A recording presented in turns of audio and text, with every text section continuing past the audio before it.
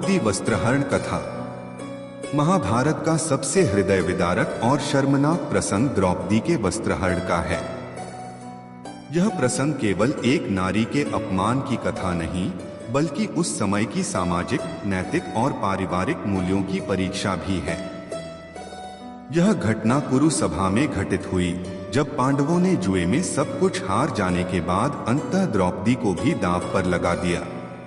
कुरु वंश और जुए का आरंभ। महाभारत का युद्ध दो कुलों, पांडवों और कौरवों के बीच हुआ।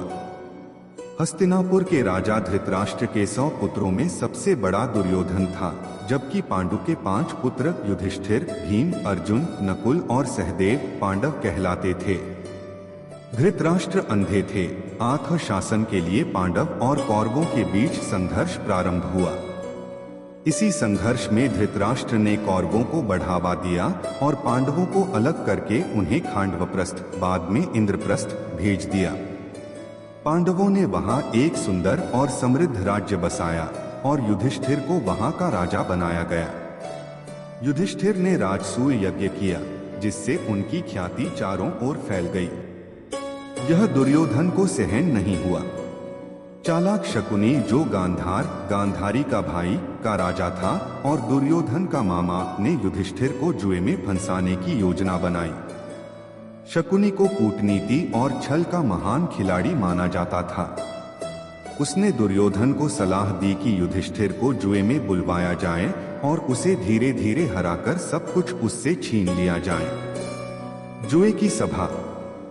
धृतराष्ट्र ने भीष्म, द्रोण, कृपाचार्य, विदुर और अन्य गुरुओं की उपस्थिति में एक भव्य जुए की सभा आयोजित की। युधिष्ठिर धर्मराज थे, लेकिन उन्हें अपने धर्म का पालन करने और आमंत्रण को अस्वीकार न करने की प्रवृत्ति के कारण इस जुए में बैठना पड़ा। इस जुए में युधिष्ठिर ने अपना सब कुछ हार दिया, राज्य, सेना, संपत्ति, अपने चारों भाइयों को और अंत में स्वयं को भी।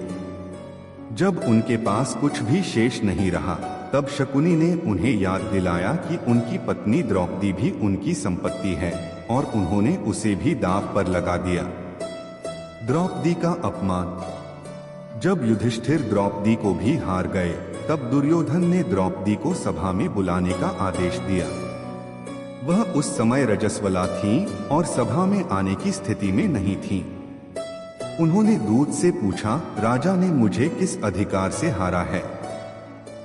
जब उन्होंने स्वयं को ही पहले हार दिया, तब वे मुझे कैसे दांव पर लगा सकते हैं? उनका यह प्रश्न अत्यंत महत्वपूर्ण था, क्योंकि यह उस समय की नारी की स्थिति और अधिकारों पर भी सवाल उठाता है।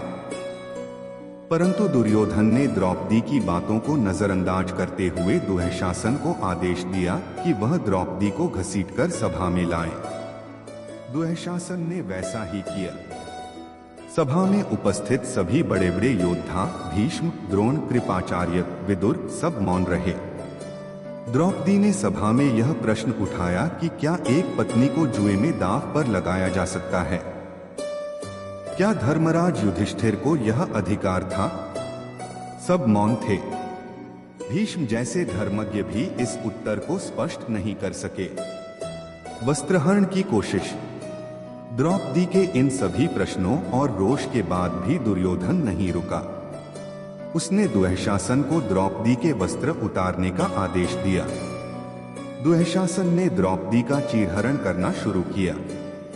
यह महाभारत की सबसे दुखद घटना बन गई।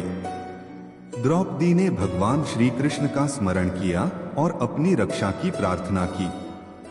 श्री कृष्ण ने द्रौपदी की लाज बचाई। जैसे ही दुःशासन चीर खींचता, द्रौपदी के वस्त्र और बढ़ते जाते। दुःशासन थक गया, लेकिन चीर कभी समाप्त नहीं हुआ। अंततः वह निढाल होकर गिर पड़ा। इस चमत्कार ने सभा को झकझोर दिया, परंतु दुर्योधन और उसके भाई हंसते रहे। दुर्योधन ने यहाँ तक कहा कि द्रौपदी को अपनी जांघों पर बैठना चाहिए। यह अत्यंत अपमानजनक था। भीम क्रोधित हुए और उन्होंने प्रतिज्ञा ली कि वे दुर्योधन की जांघ तोड़ेंगे और दुःशासन का रक्त पिएंगे। सभा की प्रतिक्रिया और धृतराष्ट्र का निर्णय। सभा में उपस्थित विदुर ने धृतराष्ट्र से आग्रह किया कि वह इस अनर्थ को रोके। अंततः जब द्रौपदी ने शाप देने का संकेत दिया, तब धृतराष्ट्र भयभीत हो गए। उन्होंने द्रौपदी से क्षमा मांगी और वर मांगने को कहा। द्रौपदी ने विवेकपूर्ण ढंग से 3 वर मांगे। युधिष्ठिर को मुक्त किया जाए, उनके चारों भाइयों को मुक्त किया जाए, उन्हें उनकी संपत्ति वापस की जाए जो उन्होंने नहीं मांगा, लेकिन एक अन्य अवसर पर उन्हें दिया गया। द्रौपदी ने भीष्म पितामह से यह भी प्रश्न किया था कि धर्म क्या है? जब राजा ही अधर्म करे तो न्याय किससे मांगा जाए?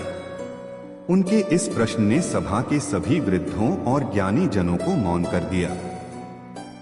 परिणाम और युद्ध की भूमिका। इस घटना ने पांडवों के मन में प्रतिशोध की अग्नि जला दी। यद्यपि कुछ समय के लिए उन्हें शांत कर दिया गया, लेकिन इस अपमान ने महाभारत युद्ध की नींव रख दी। द्रौपदी के इस अपमान का बदला लेने के लिए ही भीम ने दुःशासन का वध किया और दुर्योधन की जांघें तोड़ी।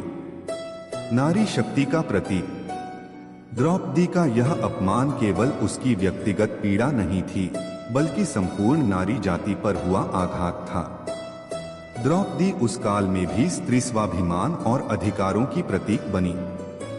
उन्होंने जो प्रश्न उठाए वे आज भी प्रासंगिक हैं। उनका यह कथन सभा में बैठे धर्मज्ञ भी मौन क्यों हैं? समाज में स्त्रियों की स्थिति पर गहरा सवाल खड़ा करता है। निष्कर्ष। द्रौपदी वस्त्रहरण की कथा केवल धार्मिक ग्रंथ की एक घटना नहीं है, बल्कि यह सामाजिक अन्याय, अधर्म, नारी अपमान और सत्ता के दुरुपयोग का जीवंत उदाहरण है। यह प्रसंग हमें यह भी सिखाता है कि जब सत्ता अंधी हो जाए तब अन्याय चरम पर पहुंचता है, लेकिन जब सत्य की रक्षा के लिए कोई खड़ा होता है, चाहे वह नारी ही क्यों न हो, तो ईश्वर भी उसकी सहायता को आते हैं। इस प्रकार की कथा सुनने के लिए चैनल को लाइक करें और सब्सक्राइब करें।